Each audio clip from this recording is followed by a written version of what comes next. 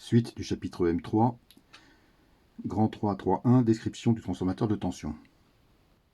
Le matériau ferromagnétique utilisé pour réaliser le circuit magnétique est en général un alliage du fer appelé fer doux qui s'aimante et se désaimente facilement.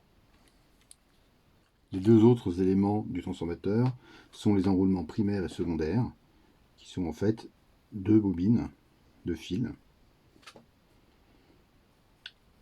qui sont enroulées autour de deux côtés opposés du circuit magnétique. Il y a un symbole spécial dans les circuits pour le transformateur.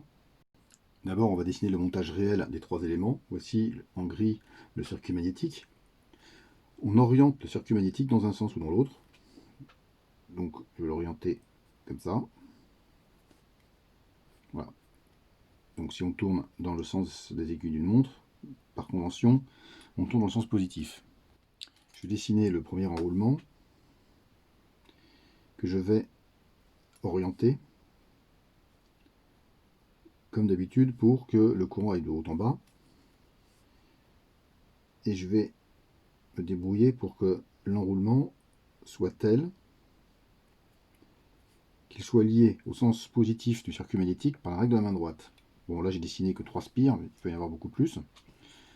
Avec la règle de la main droite, si ma main est orientée dans le sens de rotation de la flèche de I1, alors mon pouce va de bas en haut, ici. Donc le sens positif lié par la règle de la main droite à la flèche de I1 correspond bien au sens positif du circuit magnétique. Je vais faire pareil pour l'enroulement secondaire. Voilà, donc ça arrive ici. 2 spires. Je vais faire 3 spires, il pourrait y en avoir un nombre différent.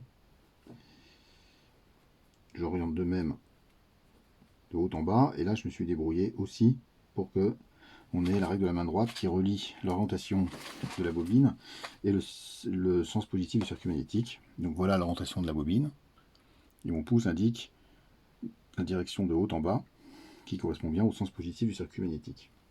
Enfin, je définis les tensions en convention récepteur, U1, U2.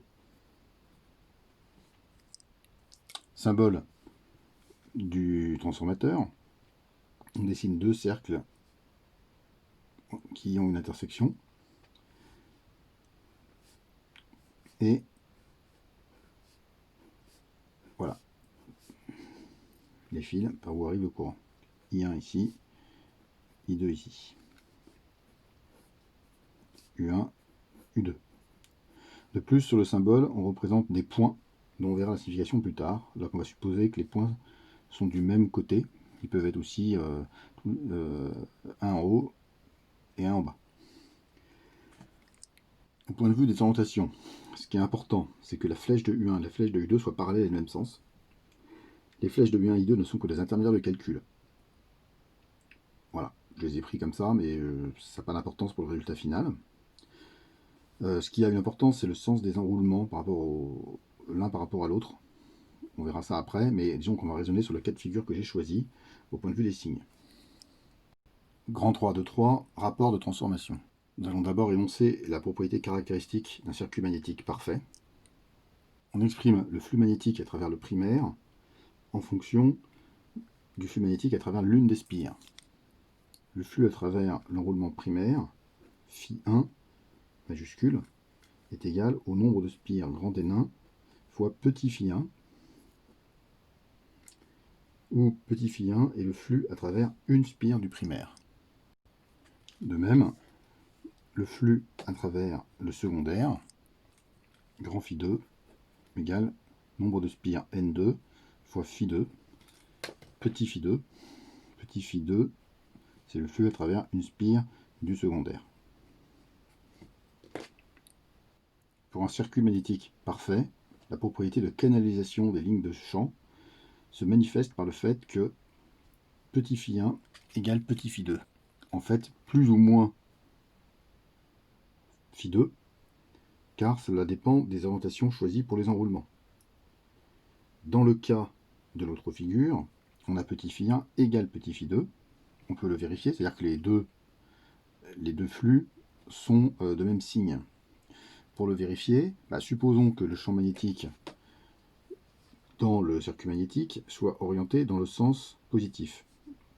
L'autre particularité du circuit magnétique, c'est que le champ magnétique à l'extérieur du circuit est négligeable. Donc on suppose que le champ magnétique est orienté dans le sens plus. Alors, quel est le signe du flux à travers une spire du primaire? Ça dépend du produit scalaire du vecteur champ magnétique avec le vecteur surface associé à une spire. Le sens du vecteur surface associé à une spire se déduit du sens de la flèche de I1 par la règle de la main droite. Donc encore la fameuse règle de la main droite. Avec ma main, je fais le sens de la flèche de I1 sur les spires du primaire, et le pouce indique le sens du vecteur unitaire, du vecteur surface, donc d'une spire. Donc le vecteur surface d'une spire est dirigé de bas en haut pour le primaire, ce qui est aussi le sens positif du circuit magnétique, donc le sens, par hypothèse, du champ magnétique. Le produit scalaire des deux vecteurs, champ magnétique, vecteur surface, est donc positif, petit phi 1 est positif. Pour le secondaire, le vecteur champ magnétique va de haut en bas, toujours par hypothèse, puisque j'ai supposé qu'il est dans le sens positif du circuit magnétique. Le vecteur surface associé à une spire du secondaire par la règle de la main droite, donc la main dans le sens de la flèche de I2, le pouce de haut en bas. Le vecteur surface est dirigé aussi de haut en bas, comme le champ magnétique. Donc à nouveau, le produit scalaire du champ magnétique et du vecteur surface est positif, petit phi 2 est positif. Donc dans notre cas, petit phi 1 et petit phi 2 ont le même signe. Bien sûr, petit phi 1 et petit phi 2 seraient tous les deux négatifs si le champ magnétique est orienté dans le sens négatif. Si l'un des deux enroulements est enroulé dans le sens contraire, alors on aura petit phi 1 égale moins petit phi 2. Si les deux enroulements sont dans le sens contraire, on retrouve petit phi 1 égale petit phi 2. Quand je dis dans le sens contraire, c'est dans le sens contraire de ce que j'ai dessiné sur mon schéma. On va maintenant appliquer la loi de Faraday. On écrit le schéma électrique équivalent au primaire. On va supposer, pour simplifier, que les résistances des enroulements sont négligeables. Il nous reste juste, dans le schéma électrique équivalent, la source de tension de Faraday, la FEM induite. Donc la FEM, c'est E1. Toujours, la flèche de la FEM doit être dans le sens de la flèche de I1, sinon la loi de Faraday ne s'applique pas. De même, pour le secondaire, je mets la flèche de E2 dans le même sens que la flèche de I2. Absolument obligatoire pour écrire la loi de Faraday avec le signe habituel, FEM égale moins dérivée du flux par rapport au temps. Je vais définir aussi la tension U1 en convention récepteur, comme je l'avais fait là-haut, je n'ai pas changé. La loi de Faraday me dit que E1 FEM induite égale moins dφ1 sur dt, donc égale moins grand N1 T petit φ1 sur dt. De même, E2 égale moins d grand φ2 sur dt, égale moins grand N2 d petit φ2 sur dt. Conséquence, comme petit φ1 et petit φ2 sont en fait identiques, on a une relation très simple entre E1 et E2. Bon, en fait, E1 et E2 ne sont que des intermédiaires. Ce qui m'intéresse, c'est les tensions U1 et U2. Mais en fait, U1, c'est juste moins E1. U2, c'est moins E2. D'où le rapport U2 sur U1 égale E2 sur E1 égale grand N2 sur grand N1. C'est ce qu'on appelle le rapport de transformation du transformateur. Point très important, ceci ne fonctionne qu'avec des tensions qui dépendent du temps, des tensions variables. Sinon, les dérivés des flux sont nuls, il n'y a pas de FEM induite. Je rappelle que lorsque un courant est stationnaire, les champs magnétiques créés sont également stationnaires. Et dans ce cas-là, le phénomène d'induction électromagnétique n'existe pas. Donc ça ne marche qu'en régime variable. Revenons sur la signification des points qui sont là. Il y a un point au côté du cercle qui représente le primaire et un point du côté du cercle qui représente le secondaire. Si les points sont côte à côte, cela signifie que les enroulements sont tels que sur mon schéma, ou alors tous les deux à l'envers, ce qui ne change rien.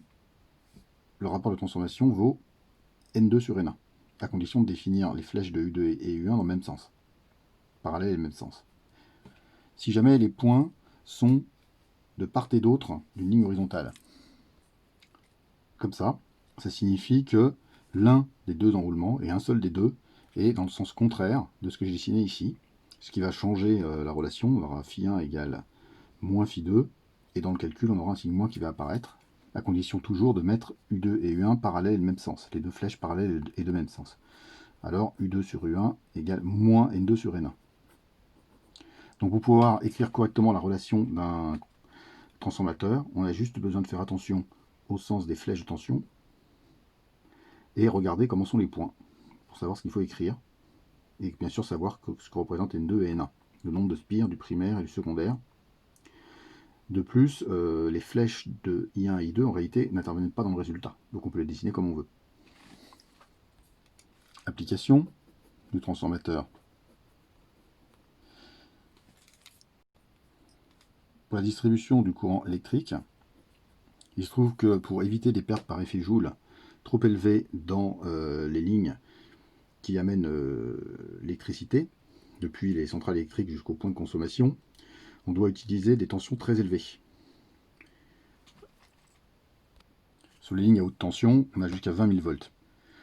En effet, plus la tension est élevée, moins on a besoin d'une intensité grande pour avoir une puissance donnée, puisque la puissance est le produit de la tension et de l'intensité. Et si l'intensité est plus faible, il y a moins de pertes par effet Joule, la puissance Joule étant égale à la résistance du fil d'amener du courant fois l'intensité au carré. Or, on ne peut pas fournir directement au consommateur des tensions de 20 000 volts, c'est beaucoup trop dangereux. Donc le distributeur de courant électrique utilise des transformateurs pour monter la tension ou la baisser, donc à l'aide d'un rapport de transformation adéquat. Un autre usage du transformateur, c'est comme transformateur d'isolement. Le transformateur d'isolement permet de résoudre certains problèmes de masse dans les circuits. En effet, les deux circuits, le circuit primaire et le circuit secondaire, ne sont pas reliés électriquement. Il n'y a aucune connexion électrique entre l'enroulement de gauche et l'enroulement de droite. Si on choisit de réaliser un transformateur avec grand N1 égale grand N2, on aura les tensions U2 et U1 qui seront égales ou opposées. Si on applique une tension sinusoïdale U1, on aura la même tension sinusoïdale ici. Donc en fait, on a copié la tension. Mais on a réussi à copier la tension tout en ayant un circuit isolé du premier. Donc si par exemple, vous avez relié un oscilloscope, la masse d'un oscilloscope en un point ici du circuit primaire, vous pouvez encore relier la masse de l'oscilloscope à n'importe quel point du circuit secondaire. Vous n'aurez pas de court-circuit par la masse, alors que si vous branchez directement, vous l'avez vu en TP, si vous ne pouvez pas brancher dans un circuit donné l'oscilloscope n'importe où. Vous n'avez que 3 points sur l'oscilloscope. Vous avez la masse de l'oscilloscope, la voie 1, la voie 2. Donc une fois que vous avez relié la masse en un point du circuit, bah, c'est fait. Vous ne pouvez pas la relier ailleurs. Donc vous ne pouvez mesurer la tension qu'entre Y1 et la masse et entre Y2 et la masse. Mais si vous avez deux circuits séparés, vous pouvez mesurer la tension entre, par exemple, Y1 branché ici et la masse branchée ici, et entre Y2 branché quelque part et la masse branchée quelque part ici. Il n'y a pas de connexion. Vous ne réalisez pas vous réalisez bien sûr un court-circuit entre la masse ici sur le circuit de droite et sur le circuit de gauche, mais ça n'a absolument aucune conséquence, puisque aucun courant ne va passer dans ce fil, dans cette masse, puisqu'il n'y a pas de fil de retour. Voilà, donc transformateur d'isolement N1 égale N2 permet de copier une tension sans. C'est comme si vous réalisiez un générateur qui n'est pas relié à la Terre en fait. Le premier générateur que vous branchez est relié à la Terre, et là vous copiez sa tension, et la tension que vous réalisez, U2, n'est pas reliée à la Terre. Grand 3, on s'intéresse maintenant à non plus un circuit fixe avec un champ magnétique variable, grand 4, pardon. Maintenant, on a un circuit mobile dans un champ magnétique stationnaire. Grand 4, 1, conversion de puissance mécanique en puissance électrique. Grand 4, 1, 1, rail de Laplace. Dans le chapitre EM2, nous avons vu l'action mécanique du champ magnétique sur un barreau traversé par un courant. Ici, on va rajouter un élément. C'est les modifications qu'induit le champ magnétique dans le courant électrique qui circule dans le barreau. La force de Laplace a en général une puissance non nulle. Or, cette puissance doit bien venir de quelque part en vertu de la loi de conservation de l'énergie. On va voir que ce qui permet d'avoir la conservation de l'énergie, c'est le phénomène d'induction.